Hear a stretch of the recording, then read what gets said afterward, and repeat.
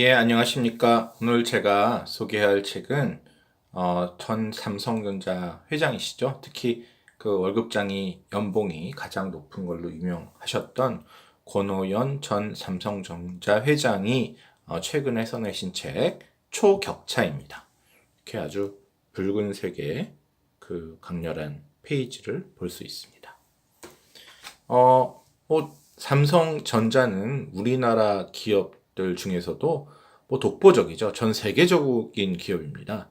한마디로 다른 기업과는 뭐 엄청난 격차를 갖는 그런 기업이기 때문에 그런 기업을 일궈낸 산증인이신 권오연 회장님이 삼성전자를 아마 일컫는 말로 제목을 초격차라고 붙인 것 같습니다.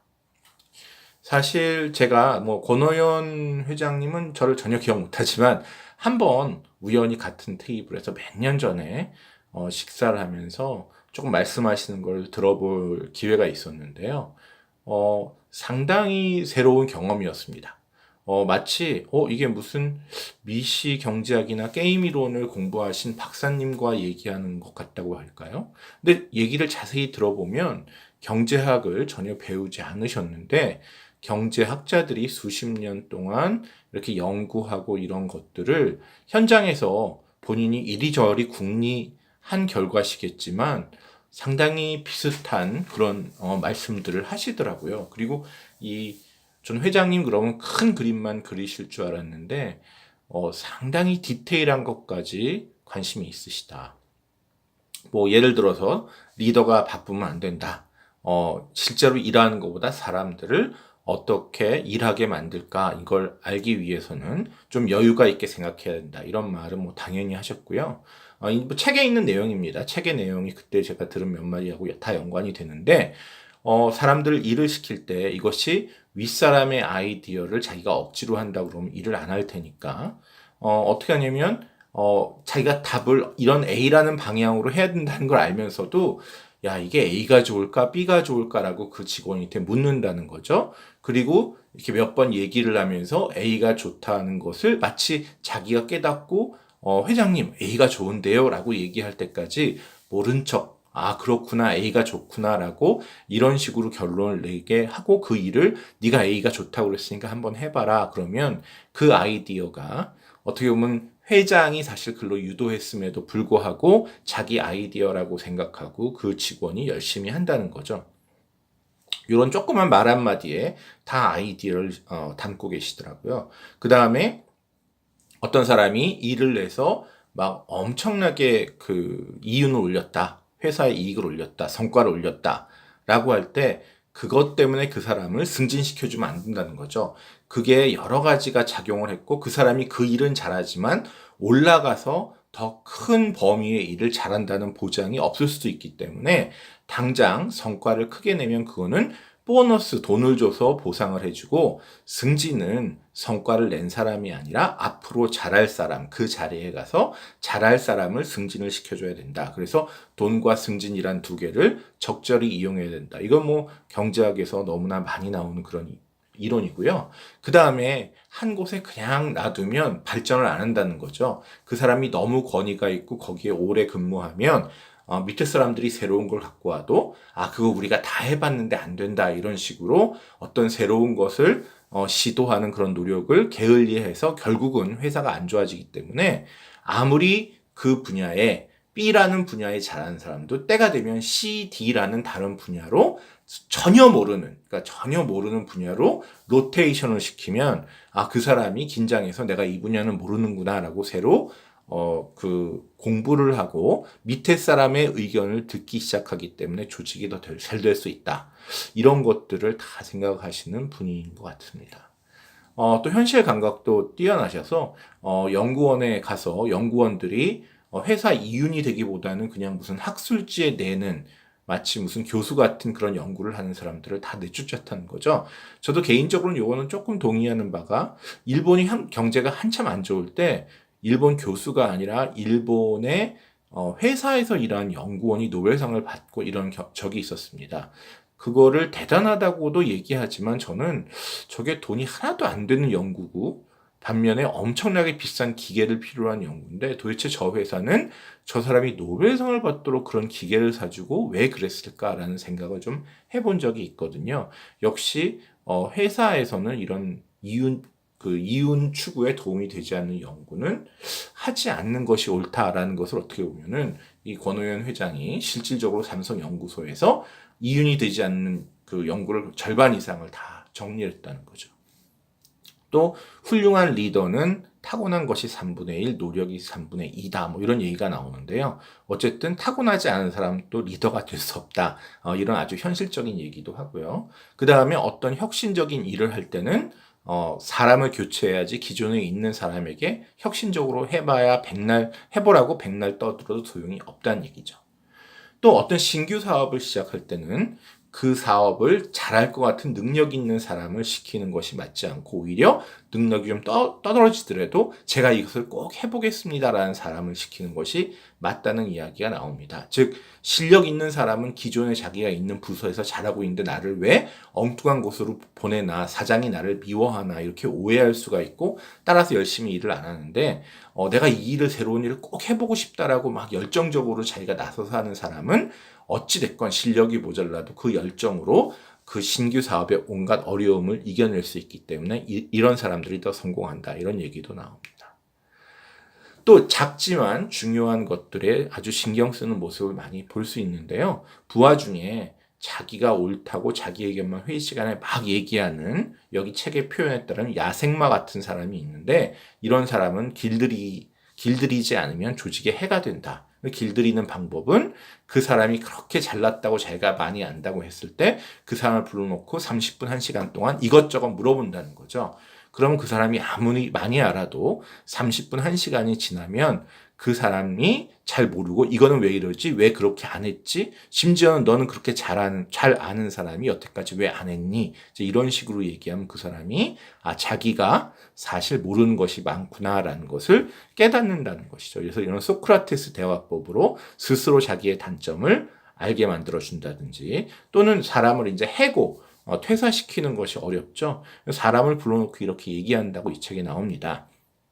네가 현 위치에서 지금 부서를 획기적으로 잘할 수 있는 아이디어를 내라.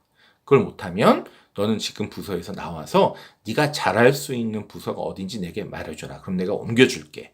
근데 그런 부서도 없고 아이디어도 없으면 그럼 어떡하겠니? 회사를 그만둬야 되지 않을까? 뭐 이런 좀 잔인한 얘기도 나옵니다. 그래서 이런 방법을 써서 많은 사람들이 내가 왜 회사에서 필요로 하지 않나를 납득하고 퇴사를 했다는 좀 슬픈 이야기도 나오는데 현실적으로 이런 작은 일이지만 이런 것도 기업 경영을 하시는 분은 필요한 것이 아닌가 생각을 하고요. 또 부서명은 뭐 어려운 무슨 단어나 이런 걸 쓰지 말고 단순 명료하게 그 회사에 대해서 아무것도 모르는 사람도 그 부서명만 들으면 이 부서가 뭐 하는 부서인지 알도록 만들어야 된다. 이런 얘기가 나오고 있습니다.